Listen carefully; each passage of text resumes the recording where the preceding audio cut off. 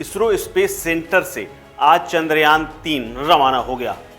तीसरे प्रयास में ये अभियान शुरू हुआ है और इसका मिशन है चांद की सतह पर सॉफ्ट लैंडिंग। ये मुकाम पहले 3 देश रूस, अमेरिका और चीन हासिल कर चुके हैं। इसके साथ ही इसरो ने अपने पहले सूर्य अभियान आदित्य L1 का भी ऐलान किया है।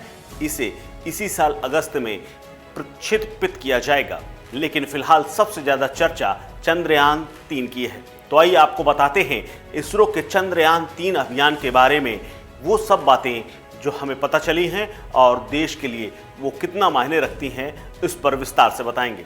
दरअसल चंद्रयान 3 का कुल बजट 615 करोड़ रुपए बताया गया है। इसरो ने इस मिशन का 3 अहम लक्ष्य बताए हैं।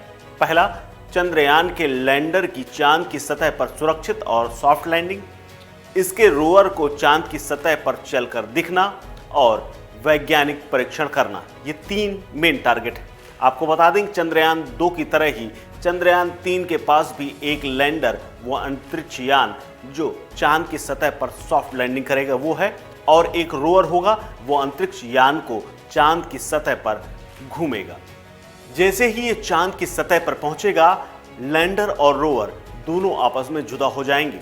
अगले एक लूनर डे यानी तकरीबन पृथ्वी के 14 दिनों के बराबर जो समय होता है, इतने दिनों तक वो दोनों सक्रिय हो जाएंगे। इसरो के चांद अभियान का लक्ष्य चांद के दक्षिणी ध्रुव क्षेत्र में सॉफ्ट लैंडिंग करने का है।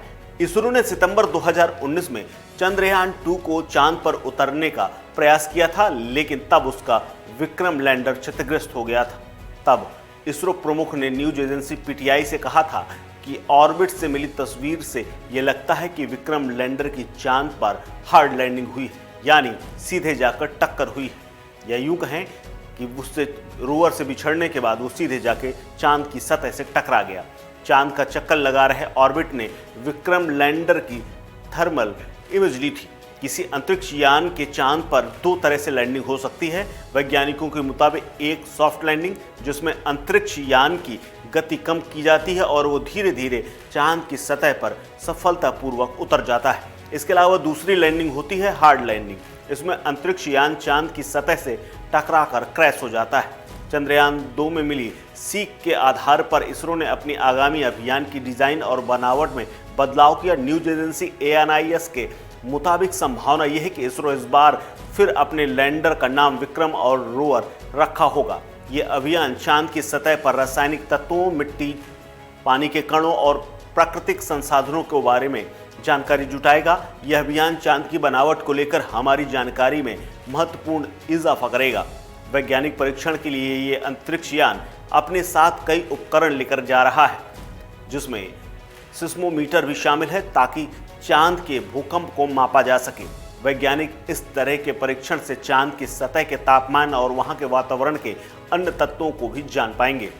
चंद्रयान 3 पर स्पेक्ट्रोपॉलिरिमेट्री ऑफ विजिटेबल प्लैनेट अर्थ यानी SHAPE भी लगा है, जिससे हमारे वैज्ञानिकों को चंद्रमा की कक्षा के छोटे छोटे ग्रहों और हमारे सौरमंडल के बाहर स्थित अन्य ग्रहों के बारे में जानकारी इकट्ठा करने और महत्वपूर्ण डेटा हासिल करने में सफलता मिल सकती है। चंद्रयान 3 का अभियान न केवल भारत के लिए बल्कि पूरी दुनिया के वैज्ञानिक समुदाय के लिए एक बेहद महत्वपूर्ण काम है। लैंडर चांद की उस सतह पर जाएगा जिसके बारे में अभी तक कोई जानकारी मौजूद नहीं है। लिहाजा इस अभियान से हमारी धरती के एकमात्र प्राकृतिक उपग्रह चांद के विषय में जानकारी और बढ़ेगी। इससे न केवल चांद के बारे में बल्कि अन्य ग्रहों के विषय में भी भविष्य के अंतरिक्ष अनुसंधान की क्षमता विकसित होगी। इस खबर में फिलहाल इतना ही। अपडेट्स के लिए बने रहिए वन इंडिया हिंदी के साथ। नमस्कार।